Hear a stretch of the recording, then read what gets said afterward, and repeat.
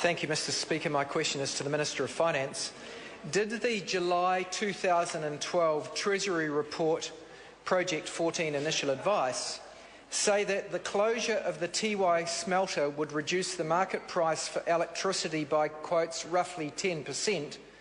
And why, in his answer to primary question number 4 on 21 August 2013, did he not disclose that advice to the House?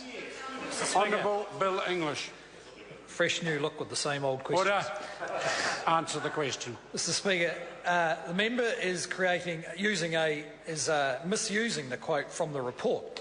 In answer to the first part of his question, the report cited a tentative conclusion by the Ministry for Business Innovation and Employment to that effect against what it called a reference scenario over a 15-year period. The report's conclusion was that the closure of the smelter would, quote, likely lead to both positive and negative effects. In answer to the second part of the question, for a very simple reason, which is that July 2012 report was about Meridian's electricity price negotiation with Pacific Aluminium.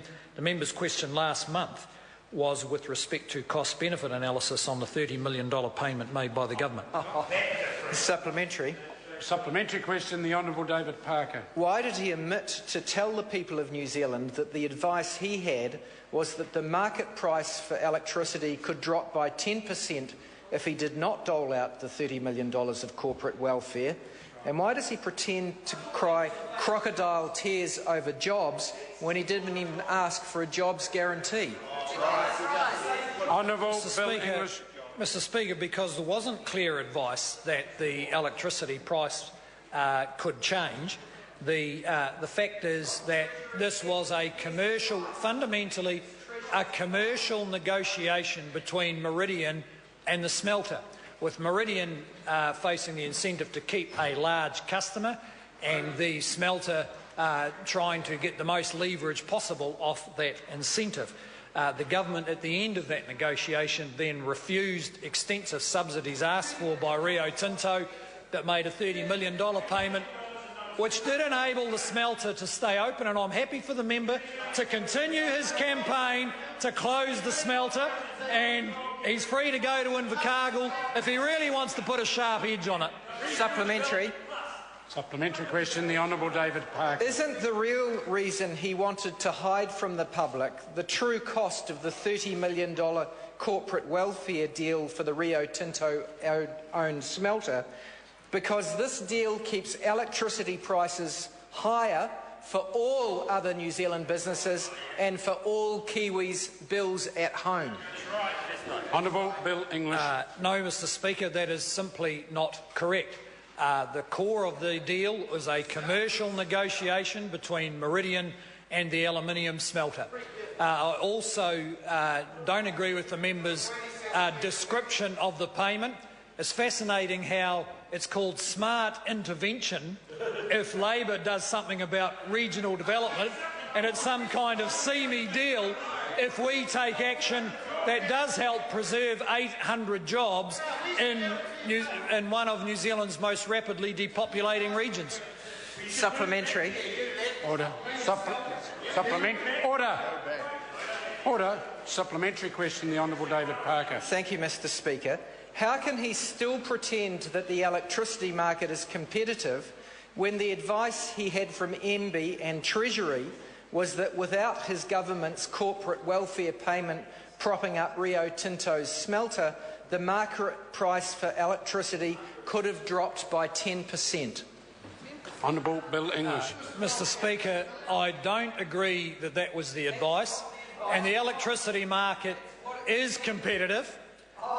It is, that's pretty clearly demonstrated by the valuations of the partially floated companies, that where the opposition regard them as cash cows with no commercial risks, the market has made it quite clear there are real commercial risks, and it has revalued the companies appropriately. The member can't have it both ways.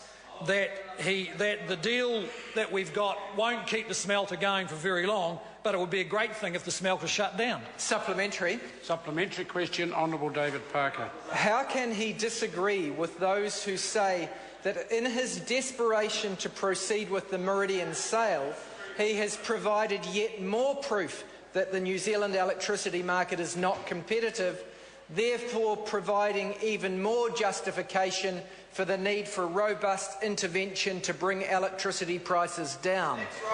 No, Honourable Bill English. The member is completely wrong.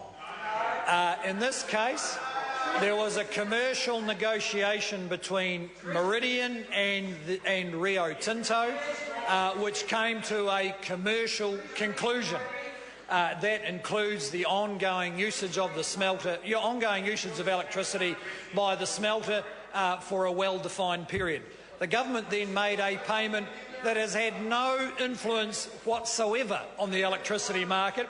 It was simply a cheque written out to ensure the completion of the contract. The member will have to put up better arguments than that for a scheme which is followed by only one developed economy in the world, and that is a province in Canada. Order. Point of order. The Right Honourable Winston Peters. Relating to question 4 this afternoon, I seek to table a email that refers to the 500k that was related to the National Maori Health Coalition that the Minister denied, and also the commissioning agency grant to the Iwi Leaders Forum, the Iwi Leaders Forum, and $3 million. Dated 11 September at 1:09. Order. Leave us sought to table that particular email. Is there any objection to that course of action? Can I just clarify? Is it one email? Order. Can I just clarify? Are we tabling one email or two emails? One email referring to both sets of funds. Thank you. Leave us sought to table that. Is there any objection? There appears to be none. It can be so tabled. Question number 7, Melissa Lee. Thank you, Mr. Speaker. My question is to the Minister of Social Development and asks, how is the government's new warrants to arrest policy for those on benefits